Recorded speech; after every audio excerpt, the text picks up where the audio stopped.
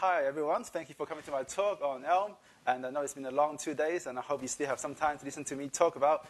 And then I guess you're going to go to the parties afterwards. And so for today's talk, we're going to quickly, gently introduce Elm and the functional reactive paradigm. And then we're going to look at some of the basic syntax in Elm and some of the language features you can expect. We're going to finish the talk with a little quick demo, implementing a very simple game of Snake with Elm from scratch. My name is Yan Cui, and I often go by the online alias of the Burning Monk because I love Rage Against the Machine. I work for a company called Gamesys, and we're based in London, and we are one of the market leaders in the real money gaming business. But my team, we focus on the freemium model games for a social audience, so the kind of games you find on Facebook and on mobile, and I build backends for those kind of games. So I've built a number of backends for our games already, and today I think across all of our games we have just under 1 million daily active users. So that's quite a bit of traffic on our backend. Before I start, I should tell you that I'm not an expert on Elm, and nor am I associated with the team that's behind the language. What you will hear is going to be my personal views and experiences, having spent some time with playing around with Elm in my own time. If you haven't heard about it before, it's a very young language. It's built on top of the Haskell platform. It describes itself as a functional reactive language for interactive applications, which sounds pretty cool. But you might ask, what the hell is functional reactive programming, right? I've asked a lot of people this question, but the best answer I've found so far is to think about it as having value over time. So as if you capture the time axis in your data structure, so that you have a complete history of all the values that some state has taken through time. And in Elm, this is called a signal. And another way to think about it is if you capture state using a camera, then lots of things could have happened to the whatever state that you're trying to observe. In between, you asking, hey, what's your value now? So you only have a point-in-time snapshots of someone, so you have no idea how Walter White turned into Heisenberg. But if, on the other hand, you've got a video camera, then you can capture the full history of state changes for something that you're observing, and you end up with 5 glorious seasons of Breaking Bad. That should be on everybody's bucket list. And of course, you can't really talk about reactive programming without talking about this man here, Meyer, not just because of his famous colorful shirt, but because he's the guy who created Reactive Extensions, whose API has been adopted by many different languages. And in a very recent talk he gave called The End of Duality, Eric's closing remark was, and I quote, "Reactive is dead. Long live composing side effects." Well, as grim as it may sound, if you watch the talk, Eric wasn't trying to kill reactive programming or RX for that matter. What he was doing was trying to point out the fact that the term reactive programming itself is so poorly defined and misunderstood that it's become something of a poison chalice. And if you look at Wikipedia definition for reactive programming, well, it basically says that reactive programming can mean just about anything. And more recently, you've got the Reactive Manifesto, which I think is great for people to start talking about some very interesting properties of systems that we should be building today. But at the same time, you also broaden the scope of what it means to be reactive to include a whole bunch of, well, my best description would be buzzwords. And so I guess Wikipedia was right after all, that reactive programming does just mean about anything. So as Eric said, since we don't really know what reactive programming means anymore, let's just focus on the things that are important here, which is how do we manage state, and how do we compose side effects in a way that allows us to understand them and reason with them. Which brings me to a post that Dave Thomas wrote a while back after he spent some time with Elixir, which, if those of you who don't know, is a language built on top of the Erlang VM. He said that one thing I'm discovering is that transforming data is easier to think about than maintaining state, which is a very key difference between imperative and functional style of code, where in the imperative world, the state in your application, they are mutated in place. So with this approach, when it comes to composing side effects, it obviously doesn't scale well because you have to have this mental model all the time of where and when things are going to change can occur, and you have to carefully coordinate them in a timely and orderly fashion in order to get ultimately the desired result you want from your application, which I think partially explains our reliance on debugging tools to help us just make sense of what our code is doing when we run it. Because we just can't reason about with our code by looking at them, which is to say that we don't understand or we can't predict with any degree of confidence what our code is going to do or it's going to do exactly when we run it, which I think is a big problem, considering the kind of application that we're building these days. They're getting bigger, more complex, involving more and more people working collaboratively inside a team. And from a psychology point of view, and the keynote this morning, we know that our human mind is really quite primitive. We can only keep a very small handful of things in our head at a time in our active memory, which is required for just about any cognitive function. So it's easy to see why it's easy for us to, why we can quickly lose the ability to understand what our creation, our code is doing, when we need to manage all these different side effects in this way. So if you take a very trivial game of Pong as an example, I was playing around with hacks for a little while because we run these quarterly game jams, and my buddy wants to do the next one in hacks. So I thought, all right, I'll look at it. And if this OpenFL framework they've got, I found some tutorials on how to do this Pong game. And just for brevity's sake, we're just going to look at a code that allows the player to control this bar up and down using the up and down keys. You start with having some local variables to track when those keys are pressed, and the state of the bars, which in this case is called platforms in this tutorial. You listen to those key down events, and you set the Boolean value to true when the corresponding keys are pressed.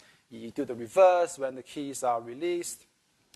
And then in your draw loop, which is called X number of times a second, depending on your frame rate, we adjust the Y value on the bars based on the value of these Booleans. And there's also a subtle race condition here. But given a high enough frame rate, you're probably not going to notice in practice. We also need to make sure that the bar stays on screen, so we have to cap the range of Y values that you can take. And whenever I look at and work with code like this is kind of mental model I build in my head to help me understand what it's doing. So to get the desired result I want, in order to helping the left-hand player control the bar, we have to manage different bits of our state and coordinate them using different event handlers. And the changes that we make in those event handlers, they have other knock-on effects on other parts of our state. So to get to the end of what I want to do, I have to depend on a series of side effects which implicitly depend upon other side effects having happened earlier in time. And when I whenever I work with stuff like this, I just feel like a puppeteer. I don't feel like an engineer at all, because I feel like what I'm doing is I'm doing the careful manipulation of states and side effects, and trying to fiddle them, trying to pull in different strings and pulling them to get the result I want. Hopefully that all these things are happening. Eventually, they lead to whatever it is that I'm trying to do in the first place. There's a lot of mental effort going into this place, going into this kind of work. And if you're a puppeteer and you can manage more than a few puppets at the same time, you're probably a rock star in that world. But really, that's a small fry in software engineering, considering the sort of things that we have to manage, even to build a trivial application. In functional programming, on the other hand, we focus on transformations instead of updating state in place. Functions, they just provide mapping from old state to new state. And they're easy to think about because it allows you to decompose bigger problems into smaller independent pieces that are easier to tackle on their own, when you don't have to think about or worry about other code changing the state from under your feet whilst you're solving your particular part of your piece of the puzzle. You can then compose all your results together, and if every part behaves correctly, then the whole should also behave correctly as well. So with that, let's apply the same reasoning to reactive programming. You see how we can implement the same example earlier using Elm. And this is it. So straight away you can see that's a much smaller code base that fits into our mind that can only keep a very small number of things. And we define what the state of the platform looks like. And we say, okay, the default platform starts with x being 5, y equals 0. And we sample keyboard arrow key as the input, which gives us ultimately a series of x and y values at the rate of 20 frames per second. And then we create a signal of platform states from those inputs, starting with the default platform state. And for every input, we decide what the new state looks like based on the current state by cloning the current state and assigning a new y value based on the current y value. And of course, we have to cap the range between 5 and 395 just to be consistent with our earlier example. don't worry about syntax so far if it looks weird. Actually, I forgot to ask, how many of you guys work with functional languages, like Haskell, for example? Okay, quite a lot of people. So Elm is based on Haskell, so it's syntax-wise, it looks very much like Haskell. And for me, the shift to transformations and compositions is in sort of functional style allows you to think about the behavior of a code in a way that's much easier to understand. And whilst the IX, Bacon.js, Dart, and Elm, they all have the same concept of observable sequence of values, they have different names for them, which is confusing. But also, they have slightly different semantics around whether or not these observable values are infinite, and if you're able to create and compose them dynamically at runtime. So if you want to find out a bit more, Ivan Sabliski, who's one of the creators of Elm, he gave a very good talk last year at the Strange Loop, and he covered the different categories of FRP in a lot of detail. So there's a link at the bottom there. I do encourage you to go and watch the talk afterwards. Another inspiration behind Elm is Brett Victor. Specifically, he's inventing on principles talk from 2012, where he started by very calmly saying, ideas are very dear to me. And he just proceeded to blow everybody's mind. Everybody who was at there at the time, anyone who's ever watched the talk ever since with his Mario demo. Oh, I don't have sound. Actually, I do have sound. Let's hope this works. A custom code that says, when my guy flies with the turtle, he gets some y velocity, so he bounces into the air, and the turtle gets stalled. So that looks like that. And then the turtle gets up after a bit. The problem is, I don't want the player to be able to get up here yet. I want the player to bounce off the turtle and go through this little passageway down. And he'll have to go around and solve puzzles and whatnot, come back and get the star. So the turtle's too bouncy right now. Now, of course, I can just turn that down in the code, and now I can try it. Now it's not bouncy enough. And so while it's nice that I can adjust the code while it's running, instead of having to stop and recompile and find the place again, I can't immediately see what I need to see, whether or not he can make that jump. So here's what I'm going to do. I'm going to bounce off the turtle and pause the game. So I pause the game, and now there's a slider up here, which lets me move my 3 times.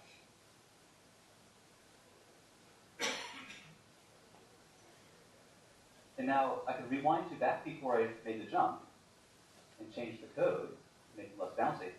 And now when I move it forward, it's going to simulate forward using the same input controls, the same keyboard command we recorded as before, but the new code.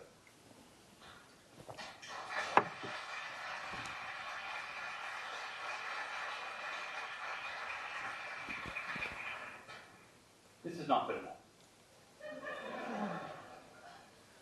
I need to be able to see changes immediately. I need to be able to see immediately whether or not my bounciness is correct. None of this stuff. And if you have a process of time, and you want to see changes immediately, you have to map time to space. So here's what I'm going to do. I'm going to bounce off my turtle, pause the game, and now hit this button here, which shows my guy's trail. So now I can see where he's been. And when I rewind, this trail in front of him is where he's going to be. This is his future. And when I change the code, I change his future. So I can find exactly the value I need, so when I hit play, he slips right in there.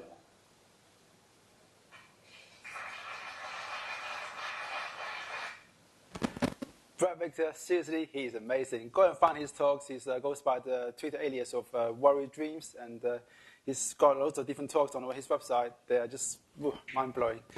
So Brett's pursuit is on shortening this feedback loop between having an idea and being able to see it in action. And his work has inspired a lot of people, including Khan Academy's online environment for kids to learn to program, as well as Lighttable for Clojure, and of course, Elm's own very own time-traveling debugger, which is taken right out of Brett's book, where you can stop the game.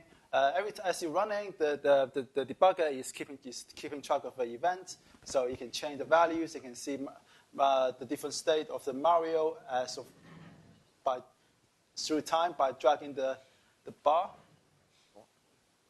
I do have to warn you, though, they have broken this debugging environment slightly since the last major release, but hopefully they will fix it pretty soon. In terms of performance, I've not done any benchmark myself, so I can't really say with any degree of confidence how performant Elm is. So I can only go by the numbers that the Elm guys have published. So take it for what it is, but based on their numbers, it's right up there with some of the best frameworks out there, like the Ohm and Mercury, at least for simple to-do MVC. So that's some high-level overview of Elm and functional reactive programming. Now let's have a look at some simple syntax. This is how you define a function in Elm. Function name, parameters, function bodies, pretty straightforward. You can optionally specify a type signature for your function. And when you need intermediate variables, you can use the let-in syntax where you define the things that you want to use in the let block, and you use them in the in block. There's no explicit return keyword. The last expression in your function give you the return value for your function. It has support for currying, and if you've got a function that takes multiple arguments, you can create new functions from that by prefixing the earlier arguments. So that's exactly what you expect. All of Elm's functions are defined this way, so you can curry them. And we see later on how using currying and pipes allow you to write code, nested function code, in a much more intuitive way. This is how you define a lambda, or anonymous function in Elm, which looks just like Haskell. In this case, we can just shorten this lambda into this by using the multiply operator as a function that takes 2 arguments and prefix the first argument with 2, which I often find this kind of code reads quite nice when it's in small portions. It's got tuples, nothing fancy there. You can also create tuples using the comma operator as a function that takes the appropriate number of elements or arguments. It's got records, which if you haven't seen them before, it's just a very lightweight and labeled data structure. You can access the fields by using dot and followed by the name of the field. You can alternatively access the field, the value of the fields using dot field name as a function. Records are immutable, but we saw earlier how you can take a clone of some record and update some of the values for the clone to a new value, which is in this case what we're doing here. Unlike in F# and Erlang and some other languages, you don't have to define types for your records up front. So in which case they behave like a property bag, but it's usually good practice to create type aliases for your records so that you can reference them later on. It gives you better static guarantees as well.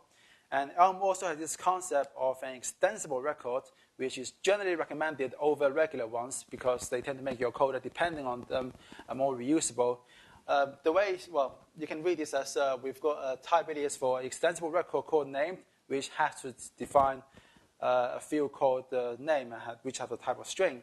You can nest them using this syntax, which we're saying, okay, we've got the empty record as our base, which can be any other record you define, and extend it with whatever I define in age, and then further extend it with whatever we define in name. And in this case, your function that depends on them is more reusable than regular ones because you don't have to provide a record that has all the different members, just the ones that's defined in the extensible record type. Elm has got union types, which you might have seen them in other languages, either as algebraic types or as more generally sums and products data structures, which sounds confusing, but sums just means having a choice of variant types for your base type. So what we are saying here is that status is a type, but it can be either flying, expanding, or exploded, and for each one of them, you can associate it with a tuple of other types, which is what product types is. Elm borrowed F#'s pipes operator. So to see how this works, you've got field, which is a function that takes 2 arguments. And because we are providing it with the color already, so we've created a curried version of field, which we are using pipes to take the previous the result from the previous function call and slot it into the end of the next line, and so on. And I like pipes a lot, partly because it came from F#, and I love F#, but mostly because it supports a more visual way of thinking. And on his website, which is brilliant, by the way, Daniel Higginbottom said that a clean design is one that supports visual thinking, so people can meet their informational needs with a minimal of conscious effort. We should say that you should present information in such a way that people don't have to think hard just to understand it, which makes sense. We do love the KISS principle after all, which is crazy then when you come to think about it, how do we deal with nested function calls and methods, which is completely different to how we read just about anything else, from English text or from how we read any class files and any code files, we read from left to right, top to bottom. But somehow that is the opposite when it comes to nested function calls. So with pipes, it restores some of my sanity at least, and allows me to understand the relationship between nested functions in a way that's much more visual, so that I can look at it, I can follow the pipe, and understand how data flows through my nested function calls. So our function draw circle here has this very simple signature, takes 3 arguments. We can also write it slightly differently. So rather than calling the individual functions and then pass the result to the next nested function call and so on, we can actually just compose the functions themselves using this double arrow notation, which is again from F#. Any F# people in the room? Yeah, high five to you. So to understand what's happening here, so circle is a function that takes float and returns a shape. So if we replace the function itself with its type, and we do the same thing for the next line, since it's a curly version, so it only takes 2 arguments. And then you can see how composition is going to work here by taking, you imagine you have railways and you just sort of sorting them together like you do with Lego bricks. So you do the same thing for the rest of your function. It all just becomes very visual as well as simple to understand. And we end up with a function that's identical to our previous implementation. You can also do pattern matching with Elm using the case of syntax. But unlike Haskell and F# and a number of other languages, you can't do Vanguard in Elm. So as a workaround, you can use the multi-way if syntax instead. But the big thing in Elm has always been the signals, which there are a number of different built-in ones for you to working with the mouse and window, and as well as time. So for mouse position, for instance, that is a signal of in tuples. So as you move your mouse, you get new values that are being available on your signal. And similarly for keyboards, if you want to find out the key code for the last key that the user pressed, again, it's available as a signal for you. You can map one signal a signal from one type to another by applying a mapping function, or more. Well, I find this to be a much nicer way to use it. This is a pretty map operator. So as example, if you want to work out the number of pixels inside a window and have that dynamically change and recalculate as we resize our window, we can write it like this, where we've got on the right-hand side a signal of in tuples, and on the left-hand side, we've got a function that takes something that matches that shape and multiplies the 2 components to give you a signal of integers values. So as you resize, you get new values calculated on your output signal. You can do the same thing for more than one input signal, and you can then write this instead, where we can reconstruct our dimension by taking the width and height as separate input signals and compose them together as a tuple. And the list goes on. You can do maps 3 like this, or map 4, 5, 6, 7, and 8, and so on. Another common operator that you tend to use with Elm signals is fold P, or fold from the past, whereby you take in an initial value for your output signal and a mapping function that takes the values from the input and the current value you have for the output and give you a new value for the output signal. So if you want to count the number of mouse clicks, this is all you have to write, where you start from 0, and every time you get a click on your mouse click signal input, you just increment your current accumulator value by 1, and you do what you expect. There's the keyboard arrows that we saw earlier, and we're going to use again shortly. There's a whole load of other functions that you can use to compose different signals together. Some other common ones include the merge and merge many. And besides all of this stuff that you can find, there's also JavaScript interop. You can do WebGL stuff or do HTML page layouts. Or there's actually a dependency management system now as well. But we're not going to touch those because we just don't have time to do that. So what we're going to do, we're going to jump straight into a demo where we're going to build a very simple game of Snake that follows the classic rules of hit the boundary and you're dead, hit yourself and you're dead. You can probably see from the recording I'm not very good at this game, so let's hope this goes well. We're going to start with a snake with a segment for its body, and it's going to start moving in the direction of to the right of the screen, or to the right of your screen, on the left. And if you use the arrow keys, you can change direction, but you can't go reverse. And to give you the illusion that the snake is actually moving, so on every tick, we're going to work out based on the current direction the snake is moving in, a new block appearing at the front of his current head, and we're going to trim off the last bit of his body, and then put the new body and with the new head together so that it looks like the snake is moving along. And we're going to use a little white circle to represent the cherries that you can eat with your snake. Of course, you can only eat it with your head. And when you do, your body grows. So that for us, it just means we don't have to trim off the last segment of your old body. So to look at some code, this is the standard template you'll find from Elm's website, which has got a number of different sections that you just need to fill in for your game. We have a section for modeling the user input, as well as inputs to our game loop and both our signals. And since we are sampling the input, say, this rate, at the rate of 30 frames a second, can you guys see this okay in the back? No? I don't know how to make the screen bigger, but I can try to make the demo code slightly bigger. Let's see how it goes. And, okay, where were we? All right, it's 30 frames per second. And then you also have to model the game state itself. And a step function which, given the input and the current game state, give you a new value for your output for the game state.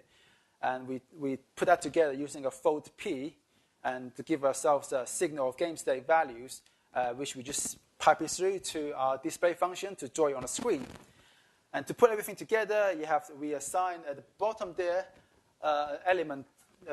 We basically assign it to a main value, main variable, which is a special value in Elm that every application has defined, and Elm uses that to display everything on screen. Oh, it compiles to JavaScript and HTML as well. So the screen is a bit small, so let's see how well this is going to work.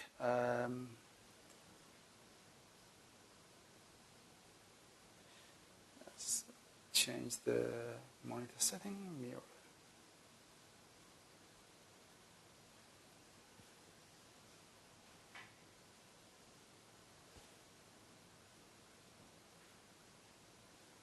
Okay.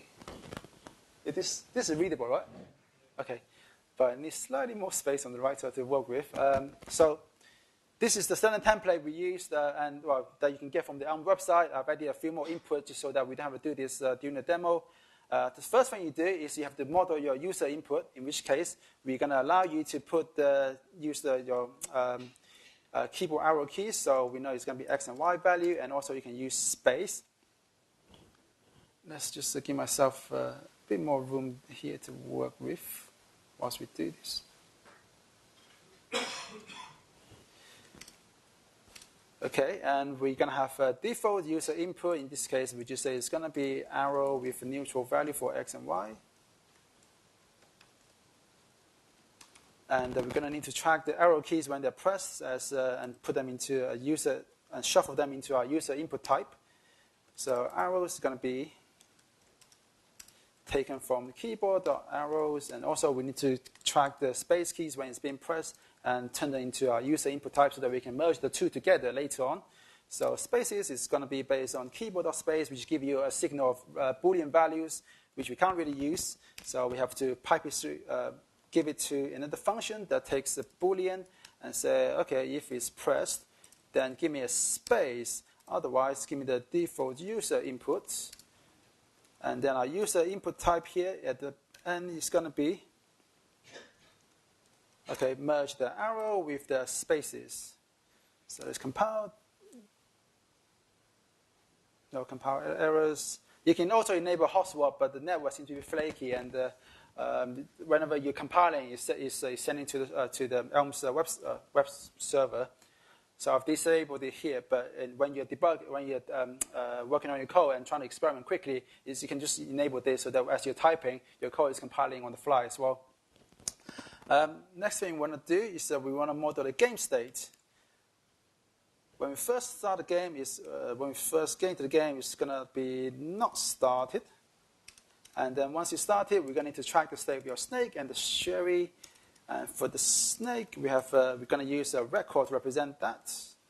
Snake equals, we need to track the body segment, which is going to be a list of X and Y values where we can draw the boxes. And we're going to need to track the direction it's currently moving in. So we will create a type for that. Type direction equals either up, down, left, or right. And our default snake, what does it look like? Well, it looks like, we said we're going to start with A segment, so we create a list of 8 numbers, and then we're going to map it into coordinates, so, and a tuple of, well, with the way Elm's coordinate works, 0, 0 is right smack bang in the middle, and positive axis goes this way. So we want to make sure that our snake is facing that way because we want a snake to start moving to the right. So we have to, at the end of this, we're going to have to reverse the list. But first we need to decide how wide each body segment is going to be. So we just define something for that at the top. We do the same thing for sherry as well. The radius for the circle to draw for sherry is going to be half that. And then we're going to have the direction equals moving to the right. And the default game state is going to be not started. We're still missing sherry. So for sherry, we just have to know whether or not, where to draw it. And because it doesn't always exist, so we make it a maybe, which means it's either just some position or nothing. Is it maybe or maybe? I think it's maybe.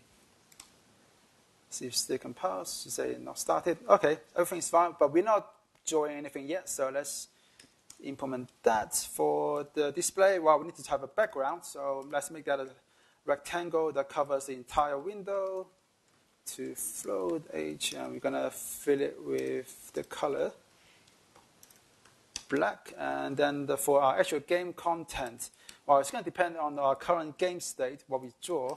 So if it's not started, then I'll just display some text with a nice helper function I've got at the bottom to format the messages nicely. So press space to start.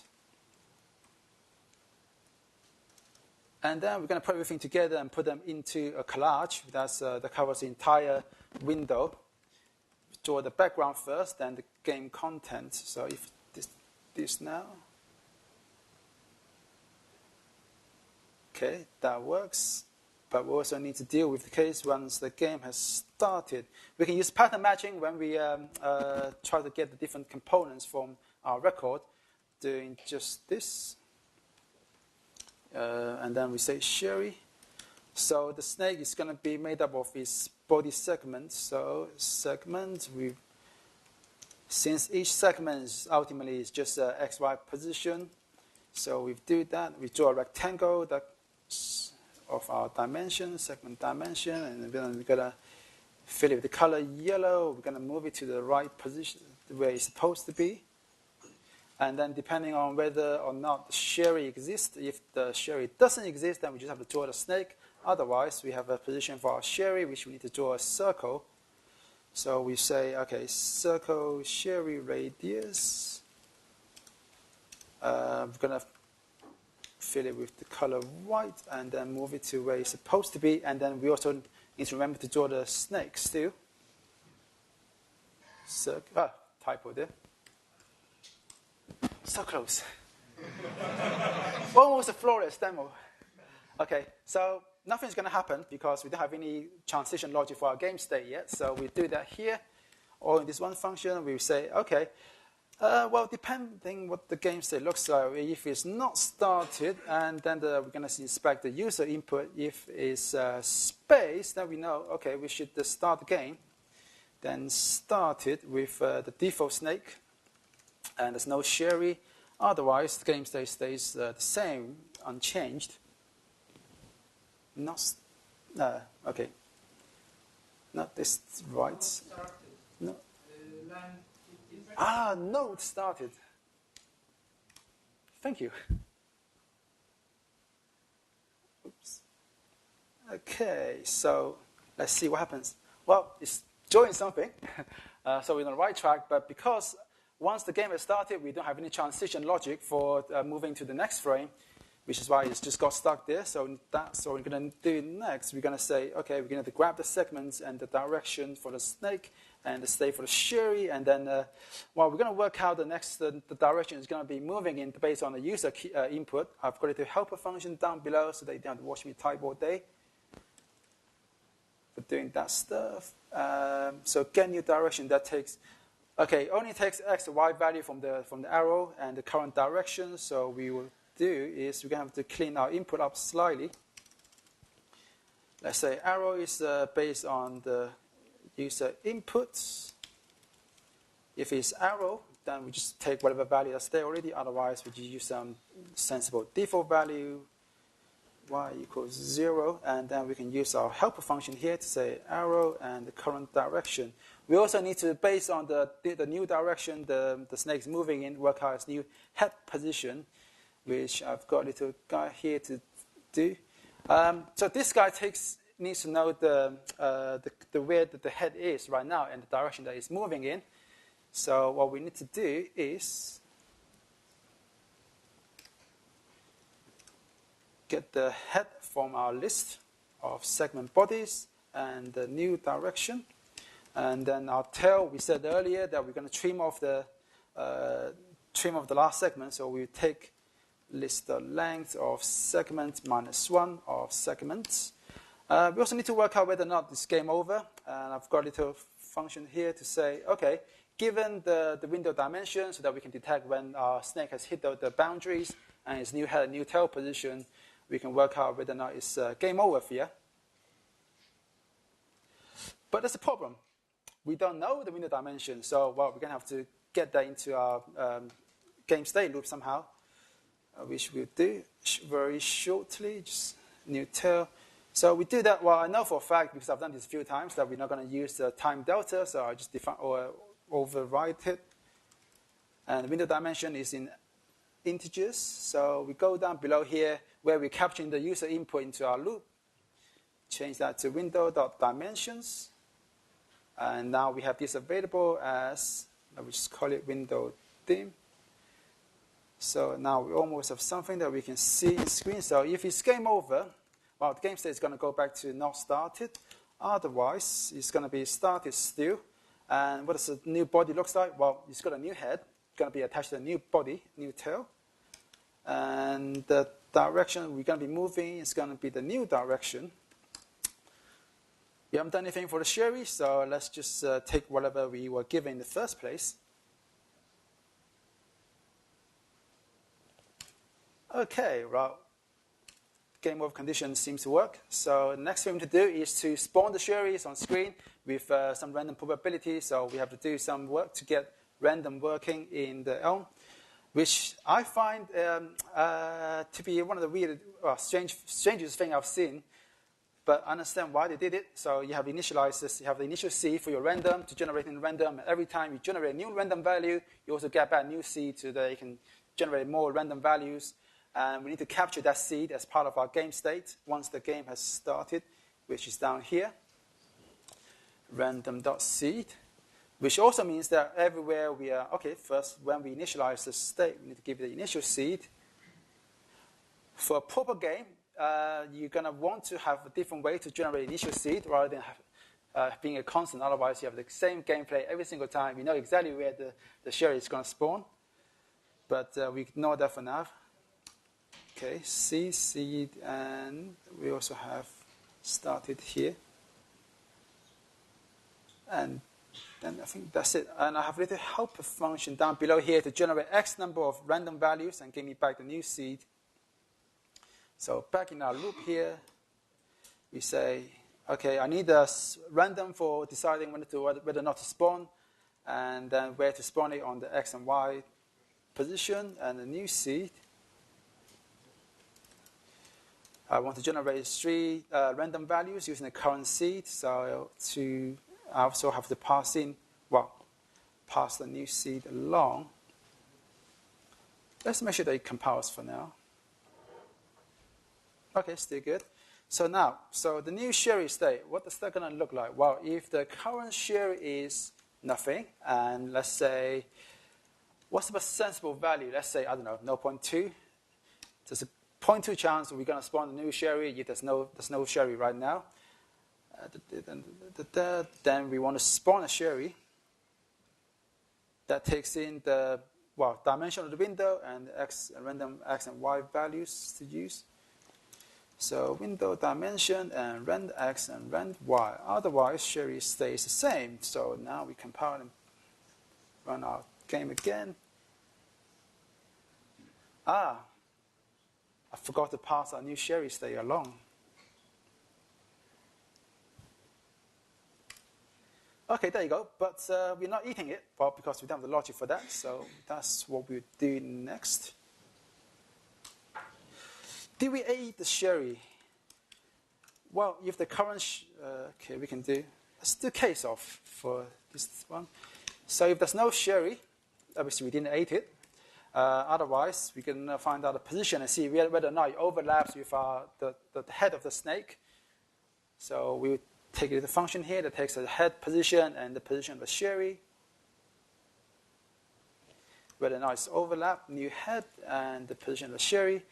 And if we ate the Sherry, well, there's not going to be any more Sherry left. Then nothing. Otherwise, we do what we did before.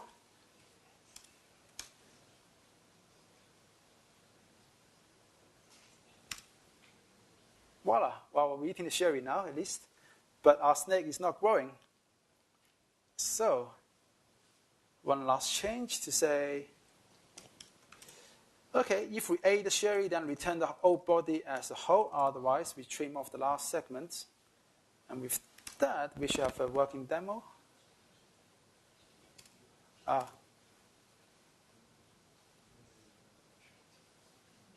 you go. So close. Okay. So you can't, well, I guess you're convinced that the snake is growing, right? Okay, cool. And that's it. Demo done. Thank you.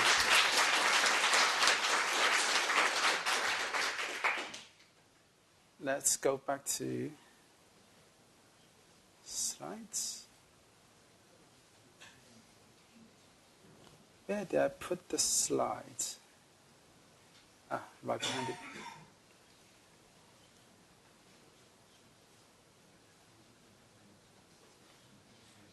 You can find the code that I used for the demo on the GitHub account, and you can also just play around with Elm without having to install it locally first by going to the website to either use the interactive editor or debugger. And most of my experience with Elm so far has been very good and positive, but there's a couple of things I noticed which makes it, they are not so great. For starters, I still run into occasionally cryptic error messages or error messages that are just not very helpful at all.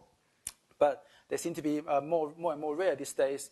But the biggest concern for me right now is that it's still a young language and evolving. So there are occasionally breaking changes. In fact, the last time I did a demo at NDC London, 2 days after I did a demo, they released a new version with breaking changes. So which imagine I was all my demo broke basically, and I cried a little inside. But I've recovered, and therefore I am here. Another gotcha that I find sometimes is that because with the debugger, you can record events, and with a game that's running at 30 or 40 or 50 frames per second, you accumulate events at a very fast rate. So if you forgot to stop the debugger, make a change to see how it's going to impact your game so far, you might find that your whole browser is going to stop as it tries to render 7,000 frames that you've accumulated so far.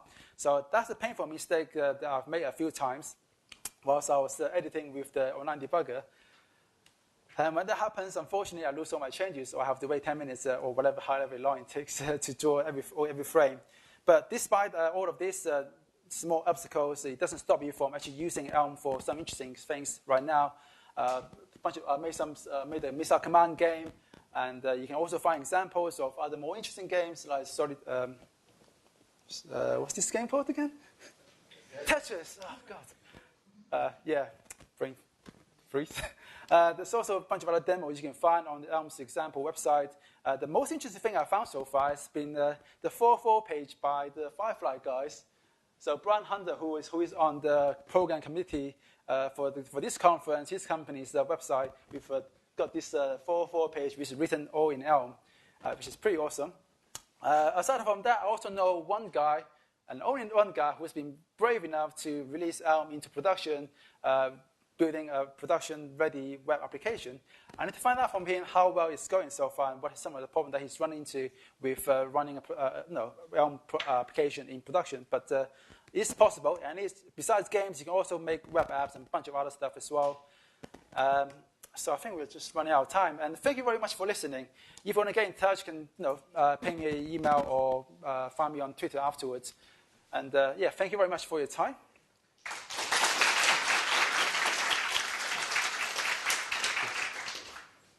I don't know if we've got any time for questions. I think we have. Okay, cool. Okay, there's a question there.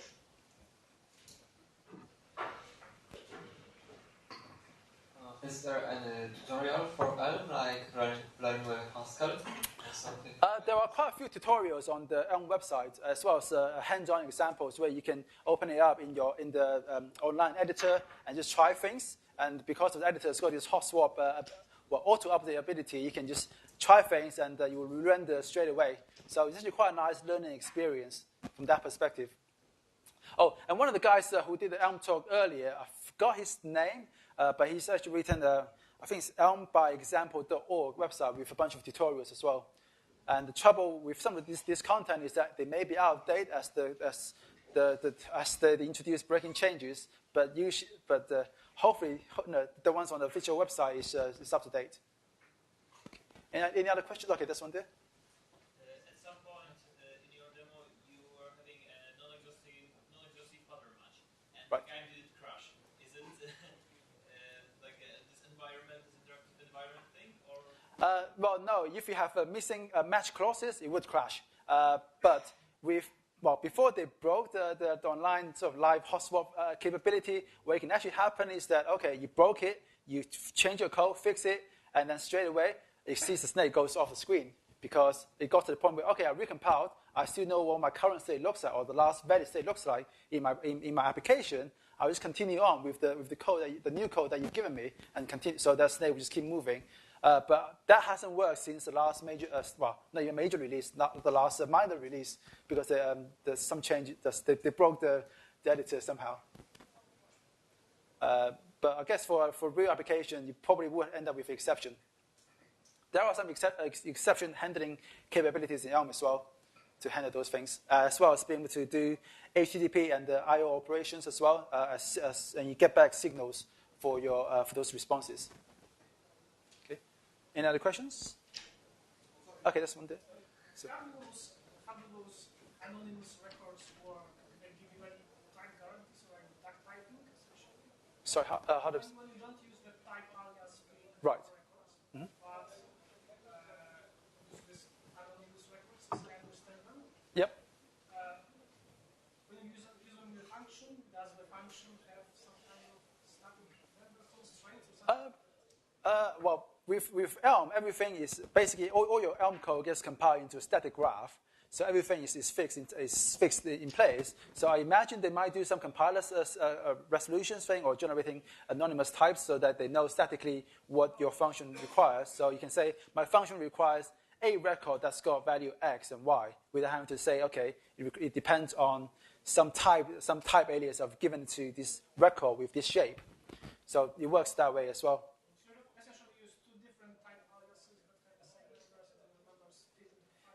Yep, you can. So the type alias. So because records they're not really a type. It's just okay. This a record that looks like this shape. All you're doing is giving a label to say you're not defining a type. You're defining a label. You're creating a label that you can use to reference a record that looks like this. So that in your code you can reference to that. You can do the same thing with other types. So that really I create a type alias for maybe flow and float. So you can use type alias for the same thing. Okay. Okay, I think. Oh, sure. Weren't warned about non-exhaustive pattern match. No, you're not. What's the point of having union types with, as I gather, dynamically typed language when you're not warned about things like that? It's not a dynamically typed language. It's still statically typed. It's statically typed. Yeah. All right, so still the question remains why I didn't worry about non-exhaustive pattern magic if Yep. you have union types, so we can deduce if it's exhaustive or not. I don't know. But that's something that would be really nice. And that's something that I like a lot in F#, so that the compiler tells you, at least giving a warning that, okay, you're not taking care of all the possible cases here. But they haven't done it yet. Maybe just a time constraint. They haven't done it. Maybe it's something that's on their roadmap. I don't know the answer to that. But it's something that, yeah, they should have. And they should be able to do. Okay. But it's statically typed, right? Yeah. In fact, like all your whole Elm code gets compiled into a static graph. It was quite hard to notice because you were so fast that all compilation errors. I've practiced quite a few times. Okay. Any more questions? Okay, cool. I'm going to be around for the next little bit, so you can come and grab me as well if you've got any more follow-up questions.